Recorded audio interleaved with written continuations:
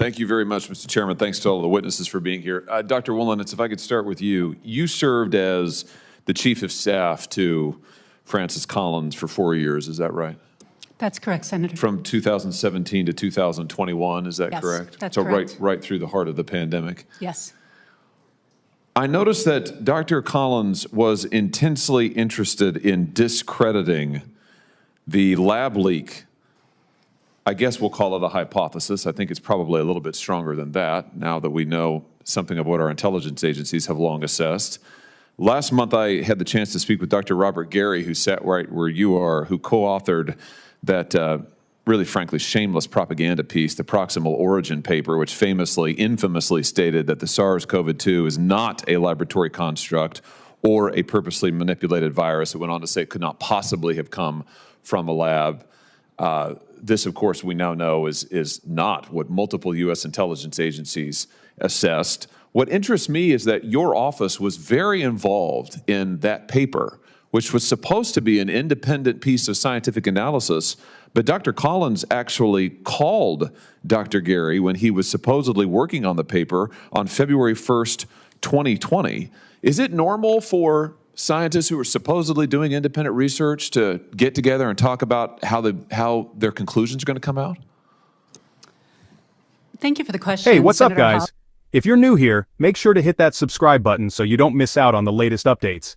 In today's video, we're diving into a major moment from a Senate hearing where Senator Josh Hawley blasted Dr. Wan, accusing him of covering up the lab leak theory about COVID-19's origins. Trust me, you do not want to miss this heated exchange. Let's break it all down. First, let's get to the heart of the matter.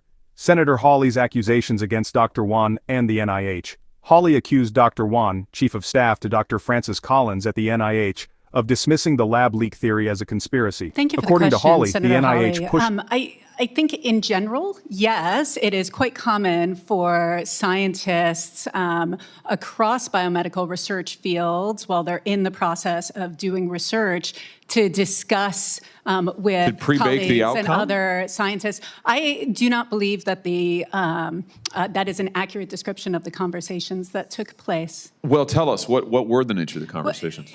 So, while I was not present for those conversations, my understanding based on readouts is there was a lot of interest in the origins and current understanding of SARS-CoV-2. And I think it's important when we're talking about the term lab leak theory to differentiate between the idea of a virus escaping from a lab, which is a biosafety violation, versus a virus that is engineered or manipulated in the lab and then escapes. Yeah, and your boss and Dr. Fauci tried to discredit both of those things. They said that the lab was absolutely not involved. We know that at the time that this paper was supposedly being written, because we now have the private correspondence from Dr. Fauci, your boss said that it was a very destructive conspiracy to think that there was a lab involved.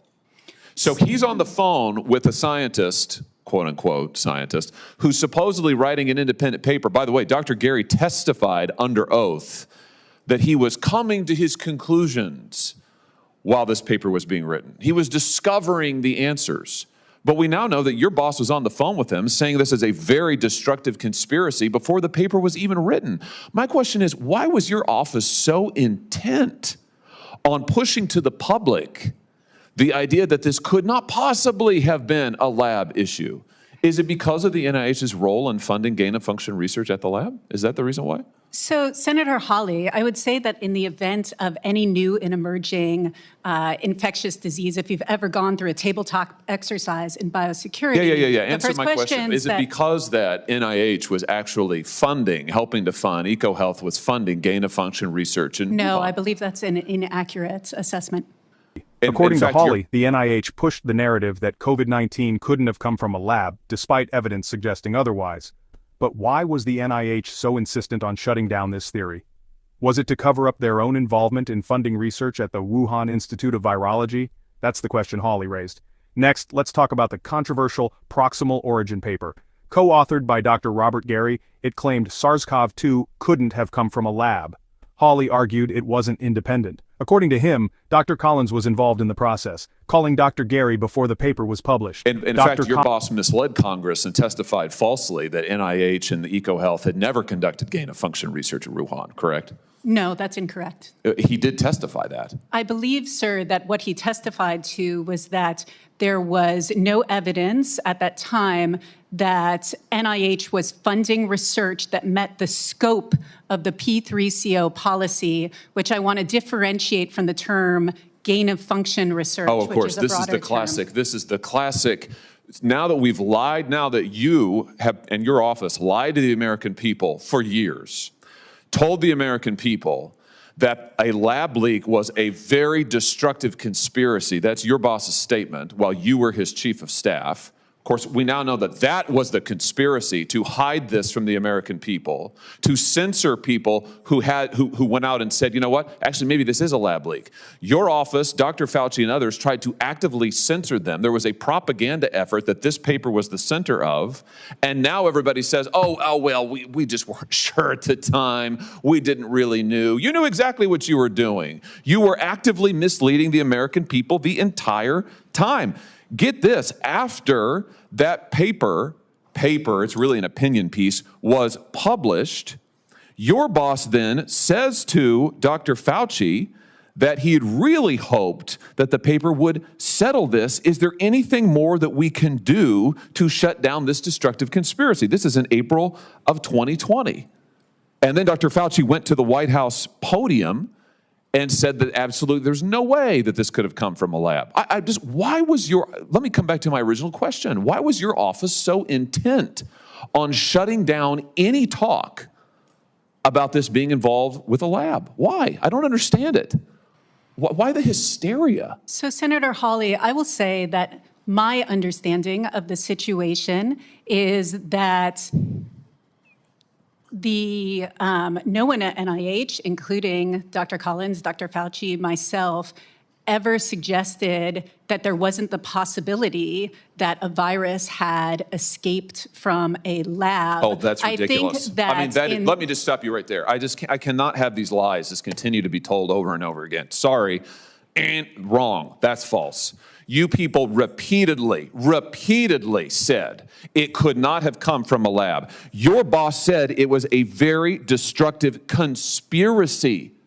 Not that it was unlikely, not that it was not the best idea, a conspiracy. And based on that, you censored, and your administration that you worked for actively censored scientists, journalists, and what we now know is our own intelligence agencies at the same time Dr. Collins and Dr. Fauci were part of a broader effort to discredit the lab leak theory. Hawley certainly thinks so, and he's got some serious points to back it up. Let's talk about censorship.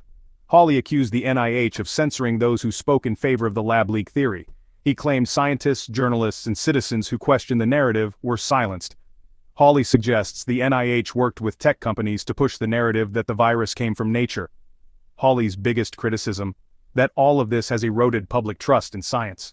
When institutions like the NIH are seen as misleading the public, it creates a real problem for the integrity of science. At the same time, we're concluding and briefing members of Congress that it likely was from a lab leak.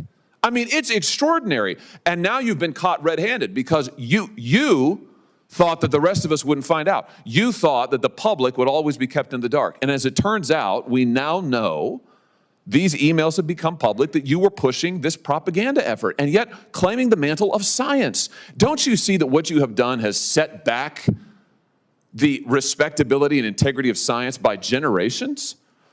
You were acting as propagandists. Do you regret your role in any of this? So, Senator Hawley, I don't think you've characterized Do you my regret your role in of any of the misleading of the public? Do you regret your role in your office saying that a lab nexus here is a very destructive conspiracy? Do you regret your role in helping censor millions of Americans who were kicked off social media, who were disciplined at work for saying that maybe a lab was involved, which we now know the FBI thinks is the case? Do you regret it?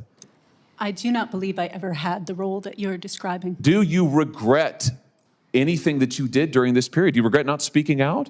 Do you regret not advising your boss to temper his comments? Do you regret not opposing the censorship? Do you regret it? You're in a position of tremendous influence. I do not believe censorship took place, sir. You don't believe censorship took place? I do not. What world are you living in? Tell that to the scientists who basically lost their credentials. Tell that to the people who were kicked off of social media and banned because they asked about a lab leak. You don't believe censorship took place? The privilege is astounding.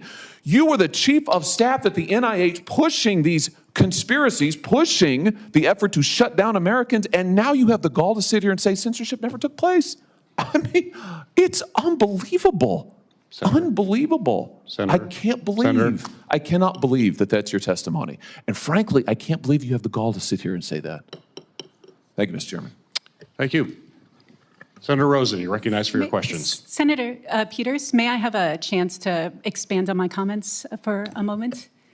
If you could be brief, please. We have other questions. Yes, thank you. I think I want to make it very clear that I certainly, and I do believe this is true of others at NIH as well, including Dr. Collins and Dr. Fauci, have never dismissed that the potential origins of SARS-CoV-2 leading to the COVID-19 pandemic are known, that there is that we just don't have the evidence to be able to make a determination. That's what the paper said. The paper said it couldn't have come from a lab. It could not have come from a lab. Your boss said it was a very destructive conspiracy. But please let her. I'd like to go forward with my Hawley questions, didn't please. hold back, calling out the NIH for undermining its own credibility. If people can't trust the scientists and institutions that are supposed to have the answers, where does that leave us?